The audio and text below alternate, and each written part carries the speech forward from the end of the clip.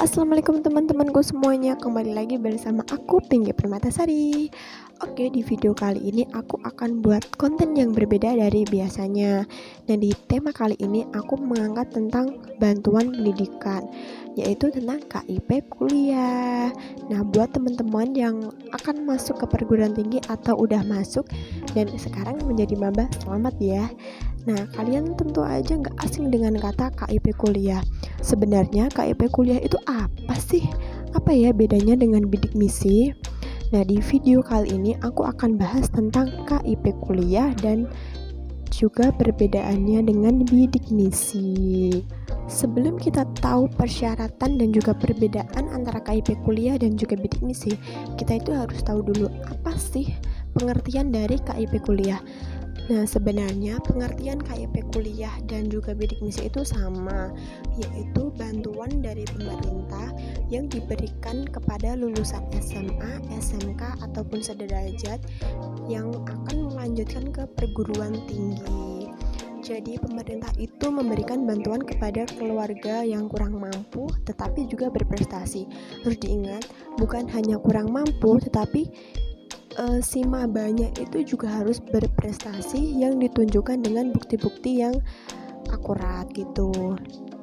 Kak, terus bedanya KIP kuliah dan bidik misi itu apa? Oke, aku jawab sekarang. Jadi nggak ada bedanya, cuma namanya aja yang diubah dari bidik misi ke KIP kuliah. Adapun teknisannya itu sama aja, persyaratannya itu juga sama. Terus yang berbeda itu juga kuotanya juga beda. Di tahun ini tuh kuotanya lebih banyak daripada tahun kemarin. Nah, pemerintah itu memberikan kuota sebanyak 400.000 kepada calon mahasiswa baru untuk mendapatkan KIP kuliah, dan jalur vokasi itu kuotanya lebih banyak. Jadi kuotanya karena lebih banyak, nah tentu saja juga akan membuat para maba yang mendaftar itu lebih banyak. Kalau pengalaman aku sendiri, nah kan aku ini juga alhamdulillah sekali merupakan salah satu penerima bantuan bidik misi. Saya dari angkatan 2019 dan alhamdulillah sudah berjalan lancar. Dan kalau kita mendapatkan bantuan itu, kita itu harus memenuhi syarat-syarat agar dapat mempertahankan dari beasiswa itu sendiri. Salah satunya IPK itu tidak boleh di bawah 3,0 itu nggak boleh. Jadi minimal itu harus 3 ke atas. Kalau 3 ke bawah ya otomatis bidik misi kita itu dicabut gitu. Jadi pemerintah itu sudah memberikan fasilitas atau memberikan kesempatan kepada lulusan dari SMA, SMK, dan sederajat untuk mendapatkan KIP kuliah tersebut. Maka kita sebagai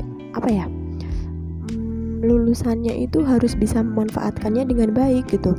Karena tujuan pemerintah itu agar bisa menciptakan insan yang ikut berkontribusi membangun atau meningkatkan perekonomian dari kehidupannya masing-masing. Nah, tentu saja apabila kehidupannya itu ekonominya naik, otomatis ekonomi Indonesia juga akan naik. Nah, tujuan pemerintah itu sebenarnya seperti itu.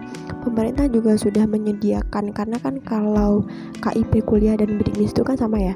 Itu fasilitasnya itu kita bebas UKT, kita mendapatkan pesangon, terus kita itu bisa mengakses pembelajaran itu bisa lebih mudah gitu. Maksudnya itu kayak kegiatannya, karena karena anak-anak bidik misi itu bisa dibilang istimewa daripada anak-anak yang lain, karena kita itu dinilai merupakan mahasiswa yang berprestasi gitu. Nah, apabila teman-teman nanti sudah mendapatkan kuota, kalian sudah bisa menduduki kursi di KIP kuliah itu, maka kalian juga harus memanfaatkannya dengan baik. Kita harus sadar diri bahwa kita kuliah itu karena negara, maka kita juga harus kita harus ikut berkontribusi, kita harus memberikan yang terbaik, kita harus memikirkan masa depan bangsa. Pokoknya kita itu harus mengabdi kepada bangsa. Karena kan juga kita bisa seperti ini itu karena negara gitu. Kita dibiayai oleh negara, alhamdulillah sekali. Karena di KIP kuliah 2020 ini kuotanya lebih banyak daripada tahun kemarin, maka dari pihak yang mengurus KIP kuliah itu juga harus bisa lebih selektif, karena nggak jarang pula yang mendapatkan bantuan tersebut itu bukan merupakan anak yang kurang mampu gitu, maksudnya dari keluarga yang kurang mampu.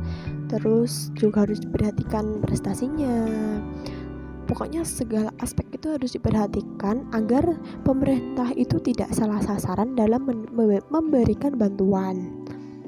Dan karena pemerintah itu juga akan selalu mengupayakan untuk setiap anak-anak didiknya itu mendapatkan bantuan secara terus-menerus. Nah, apabila kita sudah mendapatkan bantuan tersebut, maka kita bebas uang UKT itu dari semester 1 sampai kita lulus. Tapi batasannya kita harus bisa lulus dalam jangka waktu 4 tahun. Kalau itu S1 ya, S1 kan 4 tahun, jadi kita itu harus bisa lulus dalam waktu 4 tahun.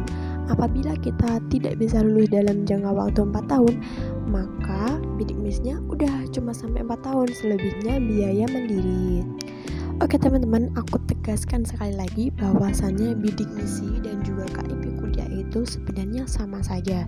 Teknisannya itu sama, pendaftarannya sama, syarat-syaratnya masih tetap sama. Yang membedakan itu hanya namanya dan juga kuota untuk bisa menduduki sebagai mahasiswa bidik misi. Bidik misi dan KIP kuliah itu sama-sama bantuan dari pemerintah yang diberikan kepada lulusan SMA, SMK sederajat untuk bisa melanjutkan ke jenjang yang lebih tinggi dengan ketentuan mereka berasal dari keluarga yang kurang mampu ataupun tidak mampu, tetapi memiliki prestasi yang baik itu akademis maupun non-akademis. Nah, bidik misi ataupun KIP kuliah sendiri itu bantuannya bisa dibilang baik karena kita akan mendapatkan fasilitas berupa bebas uang UKT, kita bisa mendapatkan uang bulanan, dan kita bisa mengakses pendidikan ataupun pembelajarannya itu bisa lebih mudah gitu. Nah, buat teman-teman yang dirasa dirinya sendiri itu berhak untuk mendapatkan KIP kuliah tersebut, silahkan mendaftar. Nggak usah ragu-ragu, langsung aja daftar, ikuti semua persyaratannya. Kalian itu nggak usah minder apabila pesaingnya itu banyak, itu nggak usah. Yang penting kalian usaha dulu, hasil itu kalian pikir akhir gitu. Serahkan semuanya kepada Tuhan kalian. Tuhan kalian itu nggak akan memberikan yang buruk, bahkan Tuhan itu akan memberikan jalan yang terbaik untuk kalian. Selagi kalian mau berusaha, pasti Tuhan akan memberikan apa yang kalian usahakan itu.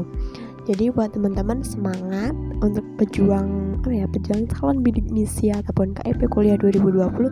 Tetap semangat, pantang menyerah, karena emang pemberkasannya itu banyak banget. Aku udah ngalamin di tahun lalu. Yang penting kalian itu harus semangat. Kalian harus buktikan bahwa kalian itu mampu, kalian mau, dan kalian bisa.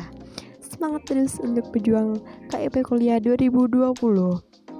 Oke teman-teman, sampai di sini dulu video dari aku. Jangan lupa tinggalkan like di video ini, komen di bawah, share ke teman-teman kalian. Teman-teman boleh request mau aku buatin video tentang apa, caranya tinggal komen aja di bawah. Insya Allah akan aku buatkan. Jangan lupa juga subscribe channel aku, bantu aku buat ngembangin channel YouTube ini. Dan see you, sampai jumpa di video aku selanjutnya. Bye bye.